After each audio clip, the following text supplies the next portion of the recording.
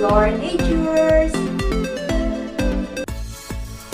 Welcome to my channel. Ngayong gabi, magluluto naman tayo ng fresh oyster. Meron tayong kinchay o Chinese parsley at fresh oyster. Nawas ko na po yung oyster kasi may mga shell po pang natira kaya kailangan watch yung maigi. May tapioca po tayo, kailangan din po natin yan. Ayan po, i-drain natin maigi ang dry oyster natin. Kasi po matubig yan, nagtutubig po siya. So kailangan nating i-dry siya gamit ang kitchen natin towel. gamit Kasi malansa po paper, yan pagka towel itapon o na natin after natin magamit. kitchen towel. Tapos pag na-dry na siya, lalagyan natin siya ng starch. Wala tayong ilalagay na any ingredients. Yung tapioca starch, lalagyan natin siya ng mga 3 tablespoon. Tapos, hahaluin lang natin siya. Gagawa tayo ng parang yung torta na oyster. Pero ito, hindi natin lalagyan ng itlog or anything. Lang siya, tapioca starch lang. Parang ida-dry natin siya gamit ang haluin lang natin maigi hanggang sa wala ng puti-puti. Mamix natin maigi yung oyster dun sa may tapioca. Naalala ko tong recipe na to before sa Singapore pa. Binibenta nila to. Masarap to siya. Saka mabili doon. So, nung nakakita ko ng fresh oyster dito sa Hong Kong, naisip lang kong gawin siya. At gustong-gusto ng amo ko. Kaya try nyo rin, guys. Ngayon, i-fry na natin at paano natin siya hanggang maging brown. Maganda kasi siya parang tostado. Medyo nga lang magtatalinsik ng konti pero hindi naman siya gaanong yan, pina-fry ko na siya hanggang maging totally dark na siya. Brown na siya. Ayan guys, ready na siya. Saka lagyan natin siya ng parsley sa ibabaw.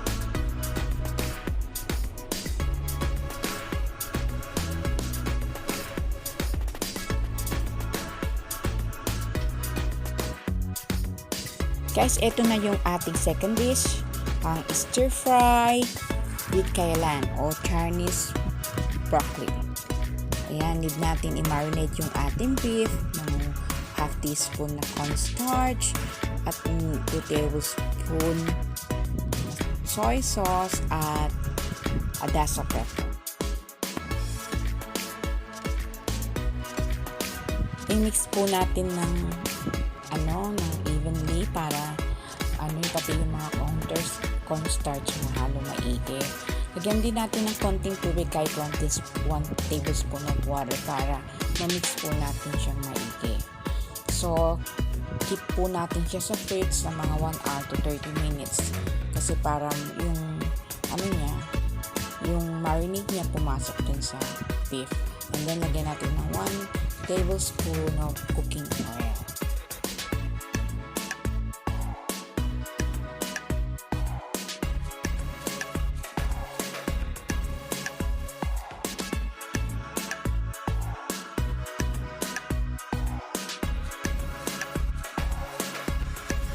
Yung vegetable, need natin siyang himayin o piliin natin yung mga gandang leaves niya at yun lang ilagay natin and then wash.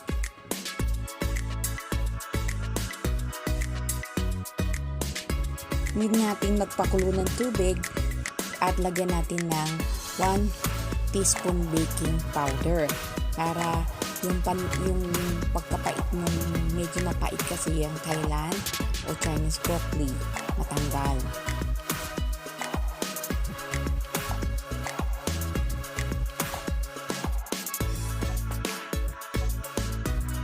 Mga 5 minutes o 2 minutes lang siguro, medyo malantalan siya. Hanguin na natin siya para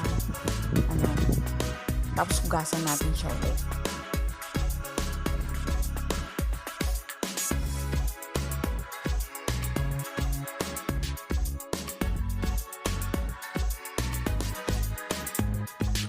Yang pinagkuluan ng itapon natin siya, hindi natin siya gagamitin.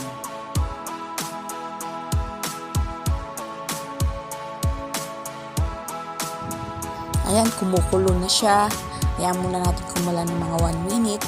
Then, turn over natin at para maluto lahat. At pag nakita natin medyo na nalalanta na yung mga dahon, mga 1 minute, 30 minutes o 2 minutes, pwede na natin siyang tanggalin.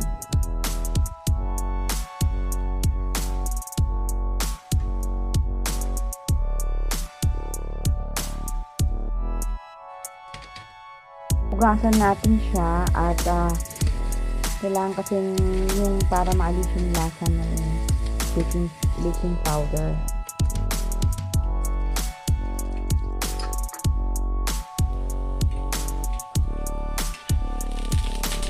Igisa na natin yung bawang at ginger. Then, isunod natin na yung beef. Ba yan? Ayaw niyang malaglag nakadikit.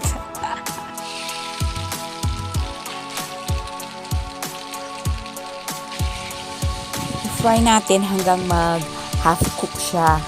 Yung mag-iba ang kulay lang. Kasi mamaya ibabalik pa uli natin yan dun sa ibabaw ng gulay ng kailan.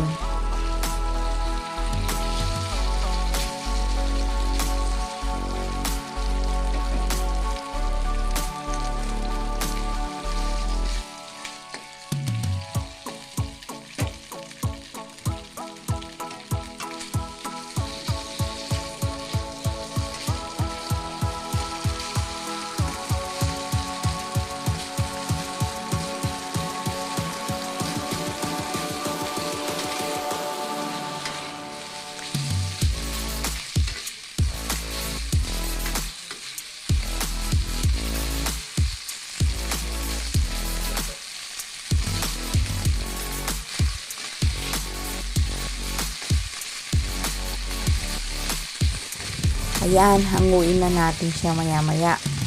Kasi nagbago na yung kulay niya. Medyo half cook lang siya. Kasi pagka pinatagal mo siyang i-fry, nagiging tough siya. Matigas na. Kaya dapat half cook lang.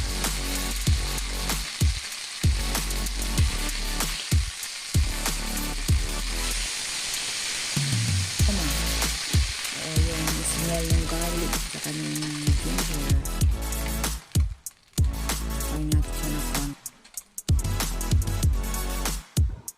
Mag-isa ulit tayo ng bawang at luya, konting luya. Susunod natin i-fry yung veggie o yung Chinese broccoli. Kung tawagin ng Chinese ay kailan.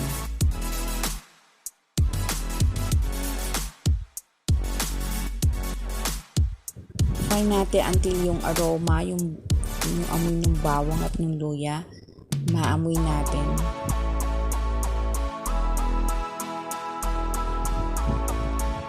Sunod natin yung gulay.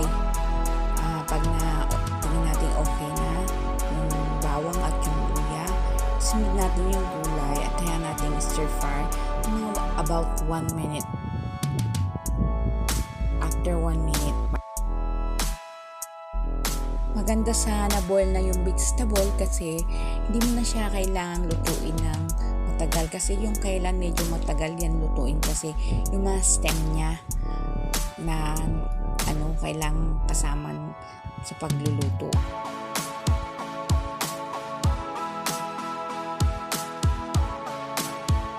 May ginawa akong sauce na 2 tablespoon oyster sauce, 1 teaspoon cornstarch at 2 tablespoon water. I-mix nyo lang kasi kailangan natin medyo malapot yung sabaw ng ating gulay. Then, ihalo-haloin natin ng konti. After that, lasahan nyo na rin kung okay. Then, ilagay nyo yung beef. Sunod yung beef para maluto ulit. Mas fry pa na mga sandali lang kasi half cook na yun.